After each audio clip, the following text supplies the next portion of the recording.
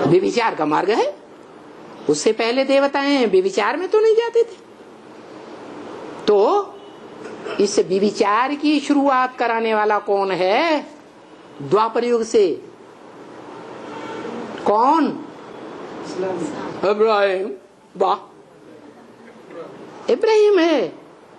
फिर ये क्यों कहा ब्रह्म वाक्य में, जो पहला ब्राह्मण सो पहला क्षत्रिय ना, जो पहला ब्राह्मण सो पहला देवता, सो पहला क्षत्रिय, सो पहला वैश्य, सो पहला शूद्र, सो पहला ब्राह्मण, सो देवता। ये क्यों कहा?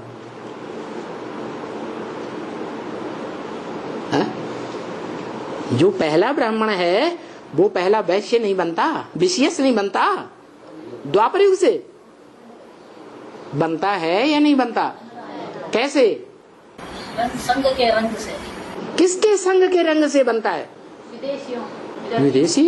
अरे इब्राहिम तो बाद में आता है, पहले। हाँ, जगत पिता और जगदम्बा के बारे में मुसलमानों में, क्रिश्चियंस में कथा आती है कि आदम और हव्वा को अल्लाह मियां ने जन्नत में भेजा और ताकीद कर दिया कि बाड़ी के बीच का फल नहीं खाना, और बहुत जन्मों तक वो सुख भोगते रहे जन्नत का। भूल गए। पहले कौन भूल गई? पहले माता भूलती है या पहले पिता भूलता? माता भूल गई, बुद्धि कम है ना, भूल गई। जगदम्बा भूल गई तो उसने क्या किया? हव्वा ने आदम को बरगलाया, ये बाड़ी के बीच का फल खा के देखो ना। किसने बरगलाया? इब्राहिम ने। अरे इब्राहिम तो ऊपर से सात्विक आत्मा आती है, सतो प्रधान या तमो प्रधान आत्मा आती है? वो खराब कर्म सिखाएगी? वो नहीं सिखाती। वो जिसमें प्रवेश करती है वो आत्मा है गुनहगार, संग का रंग लगाने वाली। लेकिन उससे भी पहले जगदम्बा, जो सारे जगत की अम्बा है, सभी ब्राह्मणों की भी अम्बा है, जगत पिता की भी अम्बा है। कैसे? यज्ञ के आदि में दादा लेखराज ब्रह्मा को जो साक्षात्कार हुए, उन साक्षात्कारों को ब्रह्मा बाबा के भागीदार को पहले पहले किसने सुनाया है? बड़ी माँ जगदम्बा ने सुनाया। जिसने सुनाया मुख से वो हुआ ब्रह्मा, और जिसने सुना वो हुआ ब्राह्मण। किसने सुनाया? जगदम्बा ने सुनाया। सुनने सुनाने की शूटिंग जगदम्बा के द्वारा, और सुनने की शूटिंग ब्राह्मण चोटी के द्वारा, जिसने पहले पहले सुना। और सुनने के साथ साथ, कानों से सुनने के साथ साथ, कोई समझ सकता है या नहीं समझ सकता है? सुनने के साथ साथ समझ लेता है या नहीं है? वो प्रवेश कर जाता है ना। तो वो सुनने के साथ साथ समझते है, समझता भी है, और फिर मुख से सुनाता भी है। उन साक्षात्कारों का रहस्य सुनाता है। तो पहला ब्राह्मण कौन हुआ? है? जगत पिता पहला ब्राह्मण हो गया। और जिसने सुनाया वो पहली माता हो गई। लेकिन दैहिक रूप में माता या आत्मिक रूप में माता? आत्मिक रूप में माता।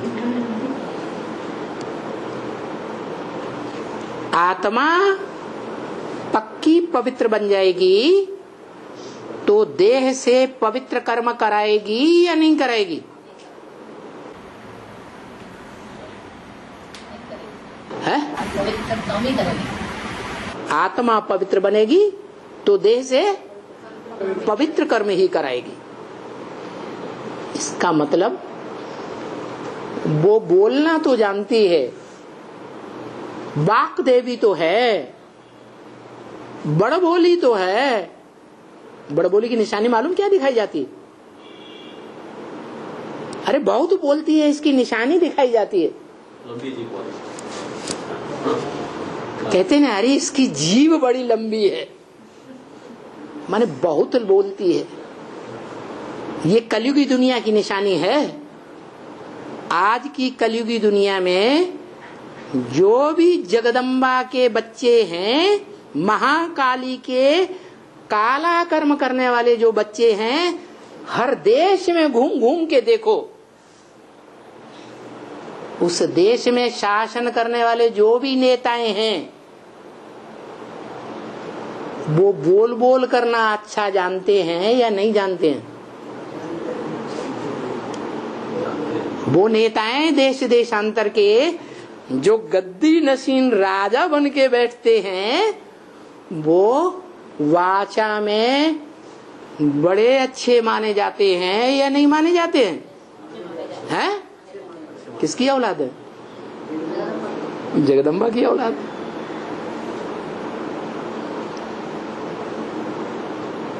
वो शूद्र हैं, शूद्रों का राज्य है। तो वो सब तामसी दुनिया के पुतले जब 500-700 करोड़ मनुष्यों की दुनिया बननी होती है, उस समय जगदम्बा के बच्चे कहे जाते हैं। जरूर उन्होंने संगव्यूह की शूटिंग काल में सबसे लास्ट में भगवान को पहचाना होगा, बाप को, या पहले ही पहचान लिया होगा? है? लास्ट में पहचाना। और लास्ट में पहचानते हैं तो पुरुषार्थ कर पाएंगे, हैं? लेकिन वरदान मिला हुआ है ईश्वरीय वाणी में, क्या? लास्ट सो भी फास्ट पुरुषार्थ करके राजा बन सकता है। देखो लास्ट में आते हैं नेहरू जैसी आत्माएं, क्या बन जाती है? लंबे समय के प्रधानमंत्री बन जाते हैं। वाचा से सारी पब्लिक को प्रभावित करते हैं, प्रजा बनाते हैं या नहीं बनाते हैं? हैं? बनाते हैं। देखो ये बातें जिन जिन हिंदी जानने वालों को समझ में आ रही है, वो एक काम जरूर करें, नंबर लगा लें क्लास में ट्रांसलेशन करने का। क्या? ट्रांसलेशन करके जरूर अपने भाई बहनों को सुनाएं। तो वो लंबी जीव वाले की संतान है। इस दुनिया के जो लास्ट राजाएं हैं, जिन्हें कहा जाता है कांग्रेस, आज की दुनिया में क्या कहा जाता? कांग्रेस। काम के आधार पर नाम पड़ा है। हर देश देशांतर में वो कांग्रेस है। कांग्रेस माने राज्य, राजाई। काऊ काऊ काऊ की रेस। किसकी रेस? काऊ काऊ काऊ की रेस। आओ आओ आओ हमारा भाषण सुनो। ये रेस है उनकी वाचा चलाने की। और काऊ काऊ करने वालों की जो रेस है, वो कौए तो हैं, लेकिन खाते क्या हैं? उन्हें क्या खाना अच्छा लगता है? होटल में जाकर नहीं, अपने भारत में ये बात प्रसिद्ध है। सन्यासी बोलते हैं इस दुनिया के जो इंद्रियों के सुख हैं वो कागविष्टा समान है। क्या? इस दुनिया के कर्मेंद्रियों से, खासकर काम इंद्रिय से जो सुख लिया जाता है वो किसके समान है? कागविष्टा, कौओं की विष्टा के समान। जैसे कौआ है ना, वो मनुष्य की विष्टा खाता है। मनुष्यों से जो कचरा निकला उसको कौन खाता है? कौआ। मनुष्य किन्हें कहा जाता है?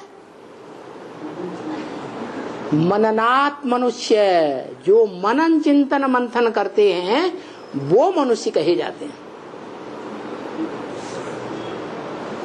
काहे का मनन चिंतन? झूठ का या सत्य का? काहे का मनन चिंतन? सत्य का मनन चिंतन। सत्य है आत्मा, आत्मा सत्य है, आत्मा का बाप सत्य है। उसके बारे में जो मनन चिंतन मंथन करते हैं वो है मनु की औलाद मनुष्य। जैसे ब्रह्मा की औलाद ब्राह्मण, तो वो मनुष्य ऋषि मुनि कहे गए फर्स्ट क्लास। वो आज भी भारत में हैं, जो शास्त्रों का मनन चिंतन मंथन करने में बुद्धि लगाते हैं। वो है मनुष्य। अगर आत्मा परमात्मा के बारे में, सृष्टि के बारे में मनन चिंतन मंथन नहीं करते तो जानवर। क्या? जानवर हैं। तो उनके लिए कहा वो मनुष्य जो कुछ खाते हैं उससे उनका खून बनता है। उस खून बनने के बाद जो बचता है वो क्या है? विष्टा। उस विष्टा को कौन खाते हैं? कौआ। क्या मतलब हुआ? अरे ऋषि मुनियों ने, जो आत्माओं ने द्वापर में और कलयुग में जो सुख भोगे हैं देह और देह की इंद्रियों के, उन इंद्रियों से सुख भोगने के बाद लास्ट जन्म में जो शरीर मिले हैं सुंदर सुंदर, जो आज कालगर्ल्स के रूप में माने जाते हैं, होटलों में जिनकी बहुत मांग होती है, उनको बड़े पैसे मिलते हैं। आज के नेताओं में मान्यता है ना, होटलों में बड़े बड़े होटल बनाएंगे 5 स्टार। तो वो कागविष्टा खाते हैं। क्या? 80, 81, 82 जन्मों में जो शरीर बने हैं लास्ट जन्मों में, उनके बाद जो शरीर बनते हैं वो शरीर एकदम कैसे हैं? विकारों से, बीमारियों से भरे पूरे हैं या स्वस्थ हैं? बीमारियों से भरे पूरे कचड़े से युक्त हैं। उनको वो भोगते हैं और राज करते हैं। तो वो कांग्रेस सरकार है जो जन्म जन्मांतर सुख नहीं पाती। लास्ट जन्म में उनको कोट पतलून मिलती है। जैसे त्रेता के अंत की कटी हुई जो सीढ़ियां दिखाई गई हैं, सीढ़ी के चित्र में, उन कटी हुई सीढ़ियों के भी तो त्रेता के अंत में कोई राजा हुए होंगे कि नहीं हुए होंगे? हैं? नहीं हुए। वो लास्ट जन्म में जाकर के राजा ही मिलती है उनको। उससे पहले के जन्मों में दास दासी बनते रहते हैं, दास दासी के कर्म किए हैं, विरोध किया है, सहयोग नहीं किया है ईश्वरीय काम में। कौन है वो आत्माएं? वो आत्माएं ब्रह्मा के लास्ट वाले वो ही 3 पुत्र हैं जो 3 धर्मों के बीज हैं।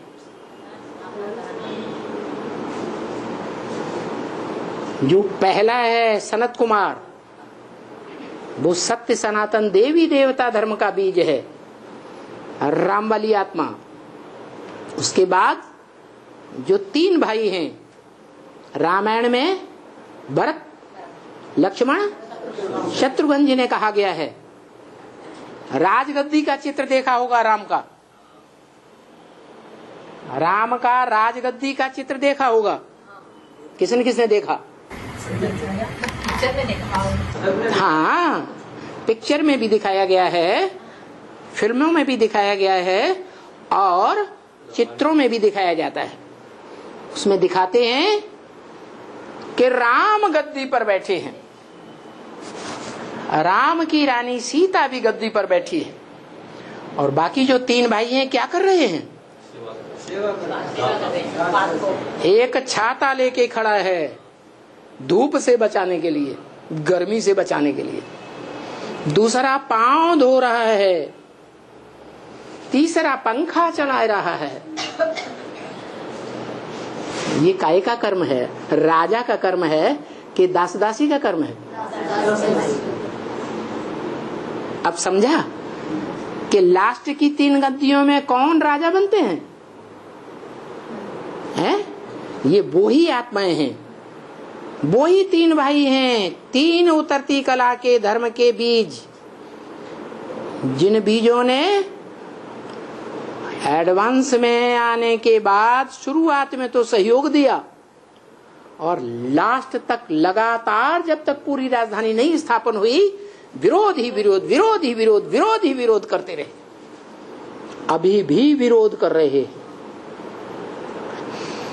लास्ट संदेश सुना गुलजार दादी के द्वारा ब्रह्मा बाबा का? नहीं सुना? सुना? नहीं सुना है तो सुनो। उस लास्ट संदेश का कई घंटे तक क्लैरिफिकेशन दिया गया है। उसमें एक बात आई है कि नौजवानों ने परमात्मा बम फोड़ने का संकल्प किया है। परमात्मा बम फोड़ करके बाप की प्रत्यक्षता करेंगे। इसलिए पहले ही मुरलियों में ब्रह्म वाक्य में बता दिया, बड़े से बड़ा बम है परमात्मा प्रत्यक्षता बम। बम फटता है तो क्या होता है? विनाश हो जाता है। बदबू ऐसी निकलती है सूंघने मात्र से खत्म, टाइम नहीं लगता। तो ये ग्लानि की बदबू है। इस परमात्मा बम को फोड़ने का बड़े से बड़ा कार्य कुमार कर रहे हैं, नॉर्थ इंडिया के कुमार। वो परमात्मा बम ऐसा फूट रहा है, अभी फूटना शुरू हो गया कि टीवी चैनल्स में, अखबारों में इतना ग्लानि का बदबू भरा विस्फोट हो रहा है और आगे चल के और ज्यादा विस्फोट होगा कि ढेर सारे बी के तो क्या, एडवांस के क्या, सब धराशायी हो जाएंगे। यहां तक कि जो 8 की लिस्ट में आने वाले हैं वो भी थोड़े टाइम के लिए उनको भी माया नहीं छोड़ेगी। एक ही सत्य बचेगा और बाकी सबको माया परास्त कर देती है। बता दिया जिन्होंने भी ये प्लान बनाया है गुलजार दादी के द्वारा चलाए हुए लास्ट संदेश में बोल दिया, जिसने भी ये प्लान बनाया है, देख लेना फिर से पढ़ के,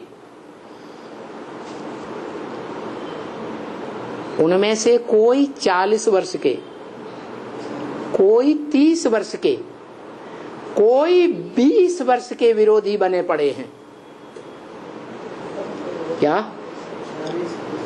माने? जब से एडवांस ज्ञान शुरू हुआ उसी समय से विरोधी बने पड़े हैं, बाप के विरोधी। क्या जो विरोधी बनता है वो आंखें लाल पीली करता है या नहीं है? वाचा से उल्टा बोलता है या नहीं? और कर्मेंद्रियों से भी हाथ पांव चलाता है या नहीं है? हाँ, ऐसा भी कोई है, बीज है। कौन सा धर्म है? जिसने भारत के प्रति, भारतवासियों के प्रति सबसे जास्ती दुष्ट व्यवहार किया। नहीं, इस्लामियों ने तो यहाँ 500 साल राज्य किया, ऐसा दुष्ट व्यवहार नहीं किया। भारतीयों के साथ कंधे से कंधे मिलाकर रहे। कौन सा धर्म वाले हैं? जिन्होंने अत्याचार किए हैं। जलियांवाला बाग याद है? क्या किया था? है? गोलियां चलवा दी, हजारों हजार क्षणों में खत्म हो गए। ऐसे दुष्ट बाहुबल के धनी। और बाप क्या कहते हैं? बाहुबल वाले क्या बोला?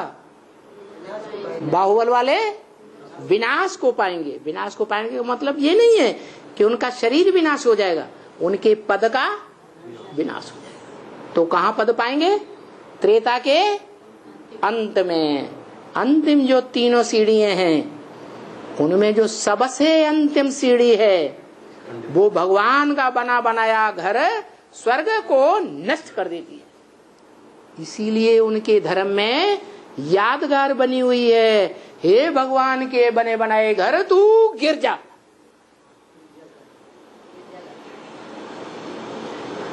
उनके इबादत स्थल का नाम क्या है? गिरजाघर। वो फाउंडेशन है संकल्प का। ऐसा फाउंडेशन संकल्प का पक्का डालता है कि बस ठान लेता है कि मैं भगवान के बने बनाए घर को बिना गिराए मानूंगा नहीं। मेरे जीवन का ये लक्ष्य है। और सारा संगम युग वो यही धंधा करता है।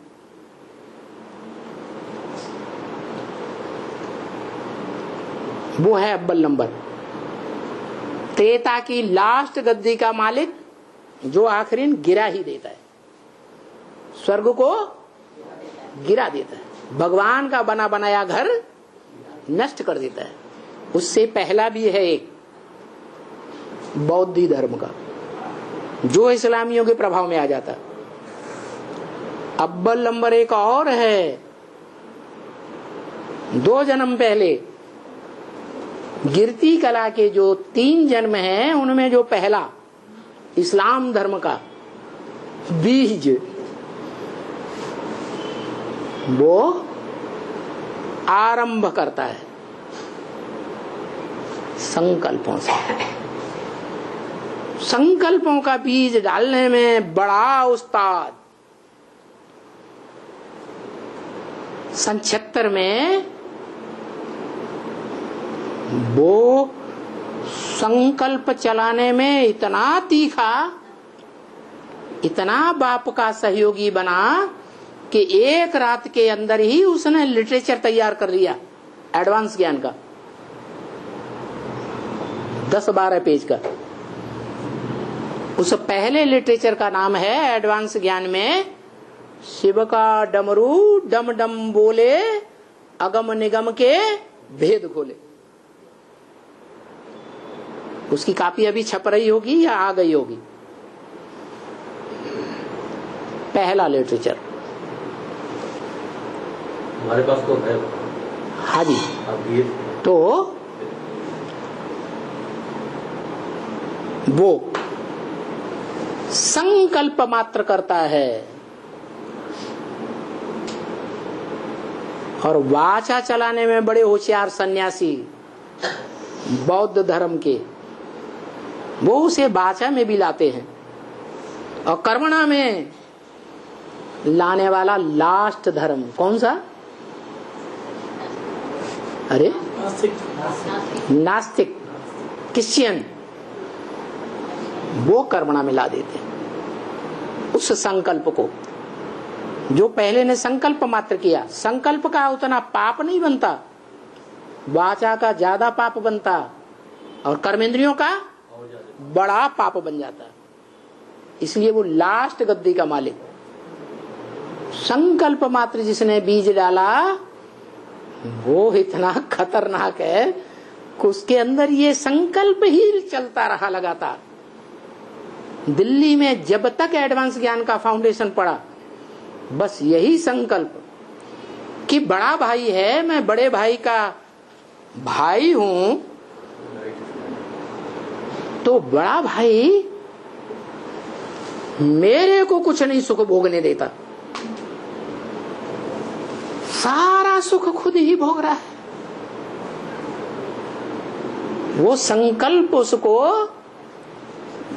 ज्यादा मदद करता है छोटी भाई के कार्य में। और दिल्ली से वो बना बनाया घर उजड़ जाता है। मनुष्य सृष्टि के बाप को धक्के खाने पड़ते हैं। काहे के? कौन से धक्के प्रसिद्ध हैं? अरे जितने भी धर्म पिताएं आए उन्होंने क्या धक्के खाए? बुद्ध को देश निकाला मिल गया, घर से निकाल दिया गया। क्राइस्ट को क्रॉस पर चढ़ा दिया गया। धर्म के धक्के खाने पड़े या नहीं खाने पड़े?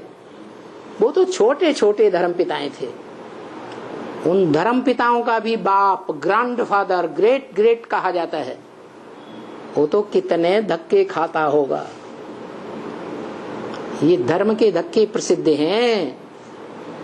और बाप ने जो धर्म के धक्के खाए हैं, माला में आने वाले बच्चों को भी वो धक्के जरूर खाने पड़ेंगे।